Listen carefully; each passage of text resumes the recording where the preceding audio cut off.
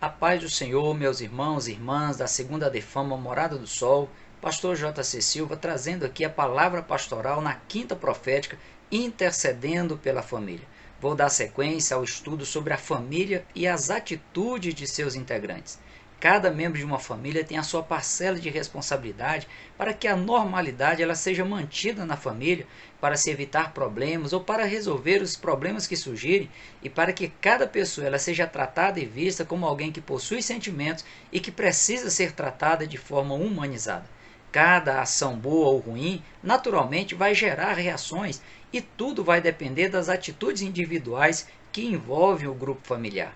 O que falar, o que fazer, com quem se relacionar, a forma como tudo ocorre e as verdadeiras motivações de cada ação, bem como das não ações, precisa ser levada em consideração.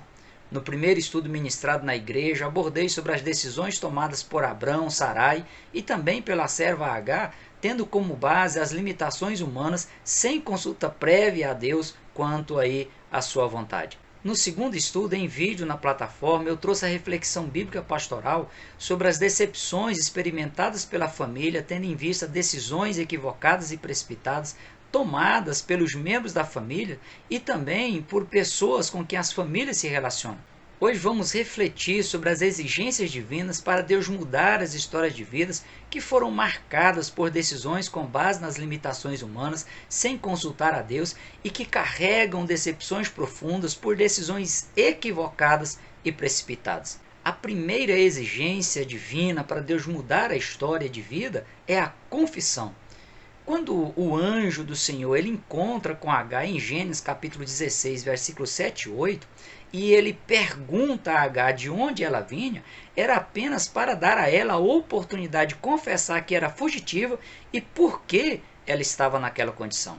Provérbio número 28, verso 13, diz que o que encobre as suas transgressões nunca prosperará, mas o que as confessa e deixa alcança misericórdia. Se Agar tivesse tentado se justificar, tentando achar um culpado, como fez Adão e Eva no Jardim do Éden, ela não teria sido reorientada e teria que se virar sozinha para resolver a situação na qual ela se encontrava. A segunda exigência para Deus mudar uma história de vida é de que cada pessoa deva assumir sua verdadeira posição de servo, a sua posição de servo. A ordem do anjo a Agar foi: torna-te a tua senhora. Essa foi a mesma ordem dada por Jesus à igreja de Éfeso em Apocalipse capítulo 2, versículo 5, que diz: lembra-te, pois, de onde caíste, e arrepende-te e pratica as primeiras obras, quando não, brevemente a ti virei e tirarei do seu lugar o teu castiçal, se não te arrependeres. Há situações que a pessoa precisa estar disposta a reconhecer seus erros, se humilhar diante de Deus e deixar que Deus permaneça no controle de tudo. Ainda que Agar tivesse que retornar à casa de Sarai e se humilhar diante dela, sua ação ultrapassou os limites humanos, pois ela o fez em obediência à orientação de Deus. Como Agar assumiu sua verdadeira posição de serva, Deus agora foi falar pessoalmente com Abrão para lhe orientar sobre a terceira exigência para Deus mudar histórias de vida. E a terceira exigência é que a pessoa deva buscar a perfeição. Gênesis capítulo 17, versículo 1 diz: sendo, pois, Abrão da idade de 99 anos, apareceu o Senhor a Abrão e disse-lhe: eu sou Deus Todo-Poderoso, anda em minha presença e sê perfeito. O que Deus estava dizendo a Abrão é o mesmo que está dizendo a cada pessoa na atualidade. Se reposicione, assuma suas responsabilidades, pare de fazer as coisas do seu jeito, comece a levar a sério a importância dos projetos de Deus para a sua vida.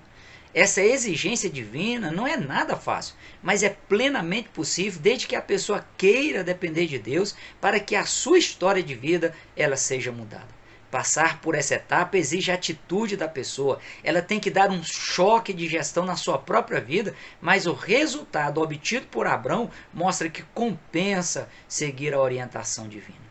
A quarta exigência divina para Deus mudar a história de vida de uma pessoa é que ela abra mão dos traumas do passado e volte a esperar em Deus.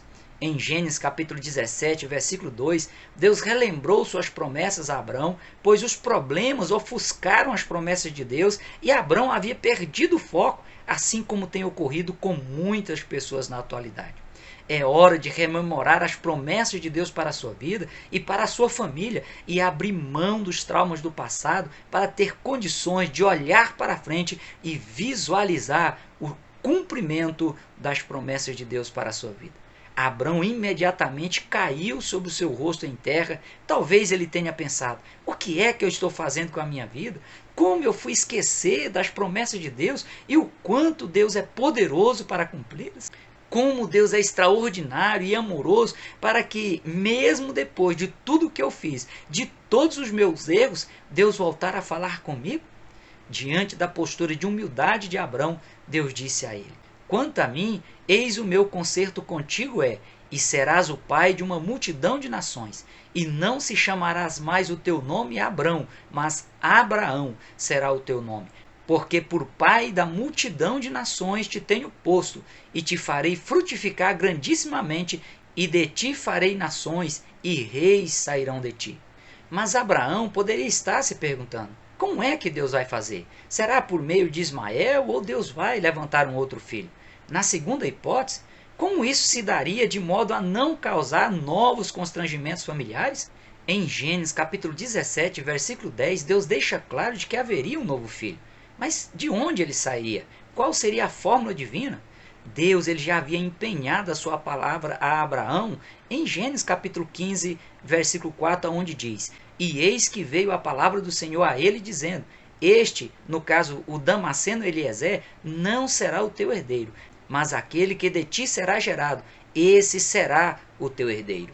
E em Gênesis capítulo 17, versículos 16 e 19, Deus deixa explícito em afirmar que Sarai, a legítima esposa de Abraão, se engravidaria. Porque eu hei de abençoar e te hei de dar a ti dela um filho, e a abençoarei, e será mãe das nações, reis de povos sairão dela. E disse Deus: na verdade, Sara, tua mulher, te dará um filho, e chamarás o seu nome Isaque, e com ele estabelecerei o meu concerto, por concerto perpétuo para a sua semente depois dele. É hora de abrir mão dos traumas do passado e acreditar que a palavra que Deus empenhou em te abençoar, ela vai se cumprir na sua vida, desde que você se posicione e permaneça no centro da vontade de Deus. A quinta exigência bíblica para Deus mudar a história de vida é a submissão à sua vontade. O que Deus pediu para Abraão em Gênesis capítulo 17, versículo 24 e 25, foi algo que, para fazer, tinha que ser obediente de fato, pois era algo doloroso humanamente falando. Deus exigiu que Abraão se circuncidasse aos 99 anos de idade e que fizesse o mesmo com o seu filho Ismael, que já estava com 13 anos de idade. A circuncisão era um procedimento feito com pedra pontiaguda e sem anestesia. De acordo com relatos bíblicos, a pessoa ela ficava imobilizada vários dias, dado a debilitação física provocada pelo procedimento. Abraão e Ismael se submeteram à ordem divina, como também todos os homens que faziam parte da família de Abraão, tanto os empregados assalariados como os que nasceram dentro da própria casa de Abraão. A circuncisão no Antigo Testamento, além de ajudar na higiene masculina e a evitar infecção, traz a lição da disposição de uma pessoa buscar santificar a sua vida, evitar se contaminar ou se infectar pelo pecado, ao se submeter a obedecer às orientações divinas. Há questões que Deus pede a seus servos e suas servas que aparentemente seja algo doloroso, ruim ou até indesejável, mas que, se for colocado em prática, resulta em mudança de vida, em crescimento, em expansão, em honra, em alegria e na glória de Deus. A última exigência divina para Deus mudar de forma plena as histórias de vida é que cada pessoa reconheça que o que Deus precisa para concretizar a bênção de Deus está dentro da sua casa. Quantas vezes as pessoas ficam correndo de um lado para o outro por imaginar que a bênção de Deus para a sua vida dependa de outras pessoas, dependa de artifícios humanos, de práticas comuns às pessoas ímpias, como fez Abraão ao se utilizar de um costume ímpio e fazer um acordo com a sua esposa para manter relação sexual com Agar, na tentativa de ajudarem a Deus a cumprir suas promessas. Deus vira para Abraão e diz: onde está Sara, tua mulher? Deus foi bem específico, pois se ele perguntasse onde está a tua mulher, Abraão poderia perguntar qual delas? Deus disse: onde está Sara, tua mulher? Abraão respondeu: ei lá, aí está na tenda.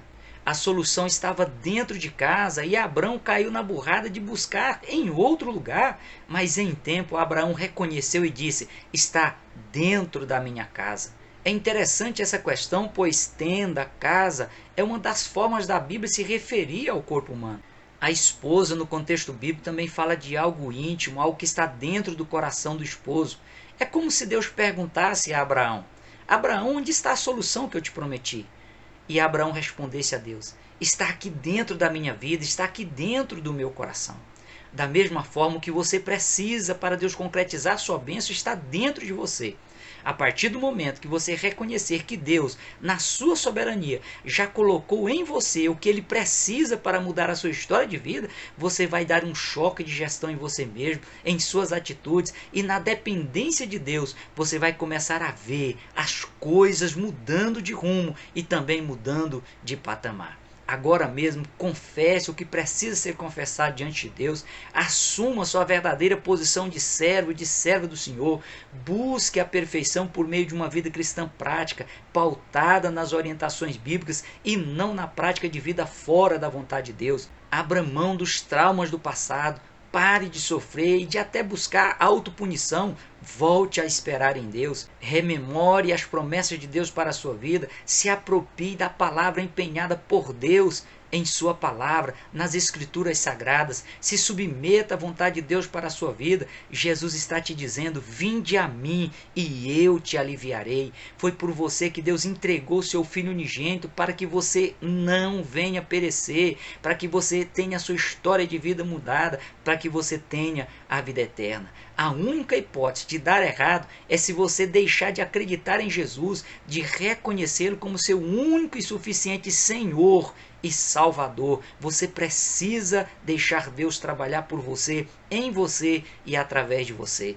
É verdade que, em face do que Deus está te pedindo, você terá que mudar seu estilo de vida, abrir mão de tudo que te afasta de Deus, inclusive das más companhias, mas vale a pena. Reconheça que o que Deus precisa para concretizar a sua bênção em sua vida está dentro da sua casa, está dentro do seu coração.